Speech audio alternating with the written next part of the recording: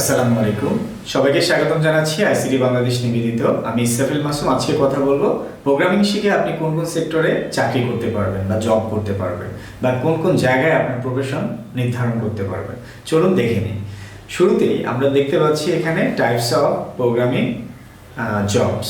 So এখানে সবার আগে যেটা হচ্ছে কম্পিউটার প্রোগ্রামার হওয়া। কম্পিউটার প্রোগ্রামার বলতে আপনি ডেস্কটপ অ্যাপ্লিকেশন তৈরি করতে পারবেন, এই টাইপের কম্পিউটার প্রোগ্রামার, এক কথায় যে আপনি কম্পিউটার প্রোগ্রামার। তারপরে হচ্ছে আপনি প্রোগ্রামিং শেখার পর যে সেক্টরে জব করতে পারবেন সেটা হচ্ছে ওয়েব ডেভেলপার সেকশন। সেখানে আসলে এটার বিশ্বের এখন সবচেয়ে বেশি প্রোগ্রামার ওয়েব প্রোগ্রামার, কারণ আগে চলতো হচ্ছে 1-to-1 ডেস্কটপ অ্যাপ্লিকেশন চলতো, যেটা আসলে নেটওয়ার্কের সাথে কমিউনিকেট করতো না, নিজের কম্পিউটারে সফটওয়্যারটা থাকতো, সেখানে সলিউশনটা হতো। কিন্তু এখন সেটা গ্লোবালি হয়, সেন্টার এক জায়গায় থাকে, পৃথিবীর সবাই সেখান থেকে অ্যাক্সেস করতে পারে। সেটাই হচ্ছে ওয়েব প্রোগ্রামার বা ওয়েব ডেভেলপার। এটার চাহিদা বিশ্বে অনেক বেশি। সো এইটা নিয়ে যে কেউ কাজ করতে পারে।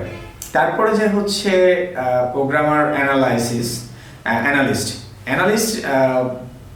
অথবা অ্যানালাইসিস, আপনি যাই বলেন না কেন, এটা একটা প্রোগ্রাম হওয়ার পরে অ্যানালাইসিস করা, আগে থেকে অ্যানালাইসিস করা, এই প্রফেশনে প্রচুর কাজ আছে। সিস্টেম অ্যানালিস্টও অনেক অংশে এটাকে বলা হয়ে থাকে। ডেটাবেস অ্যাডমিনিস্ট্রেটর, ডেটাবেস ডেভেলপার অথবা অ্যাডমিনিস্ট্রেটর, এটাকেও মূলত এই সেক্টরেও আপনি কাজ করতে পারেন। আপনি সাপোজ ওরাকল ল্যাঙ্গুয়েজটা, ডেটাবেস ল্যাঙ্গুয়েজটা শিখলেন, অথবা এসকিউএল সার্ভার ল্যাঙ্গুয়েজটা শিখলেন, অথবা মাইস্কিউএল শিখলেন, সেটার জন্য আপনি এক্সপার্ট হয়ে সেখানে কোয়েরি করা, সেটা নিয়ে কাজ করা, এই প্রবলেমগুলো আপনি এইভাবে প্রোগ্রামার এই সেক্টরে আপনি প্রোগ্রামার হয়ে কাজ করতে পারেন। তারপরে যা হচ্ছে কম্পিউটার সিস্টেম ইঞ্জিনিয়ার। সো একজন কম্পিউটার সিস্টেম ইঞ্জিনিয়ার, আপনি প্রোগ্রামার বাট আপনি একটা সিস্টেমের engineer, head of the engineer হতে পারেন। সো এটাকে আসলে সিস্টেম অ্যানালিস্ট টাইপের বলা হয়ে থাকে।